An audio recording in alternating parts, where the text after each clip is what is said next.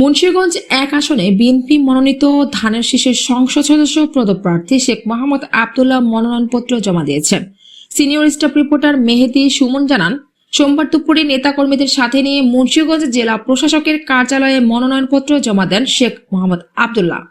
এ সময় উপস্থিত ছিলেন শ্রীনগর উপজেলা বিএনপির সভাপতি শহীদুল ইসলাম মৃধা, মুন্সিগঞ্জ জেলা কমিটির সদস্য আব্দুল বাতেন খান শামীম, সিরাজদ্দীন খান উপজেলা বিএনপির সাধারণ সম্পাদক এম এ হায়দার আলী, উপজেলা বিএনপির সাবেক সভাপতি আব্দুল কুদ্দুস ধীরন।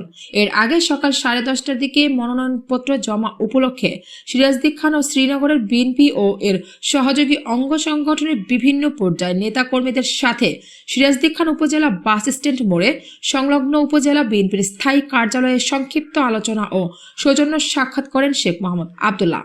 এ সময় শেখ মোহাম্মদ আব্দুল্লাহ সিরাজদ্দীন খান ও শ্রীনগর উপজেলার সর্বস্তরের জনসাধারণের কাছে দোয়া কামনা করেন। পরে তার মনোনয়ন জমাদান উপলক্ষে দোয়া মোনাজাতের আয়োজন করা হয়। দোয়া মোনাজাত পরিচালনা করেন পরে বেলা 11টার দিকে সিরাজদ্দীন খান উপজেলা নির্বাহী কর্মকর্তার কার্যালয় ও দুপুর 12টার দিকে শ্রীনগর উপজেলা নির্বাহী কর্মকর্তার কার্যালয়ে যান শেখ মোহাম্মদ আব্দুল্লাহ।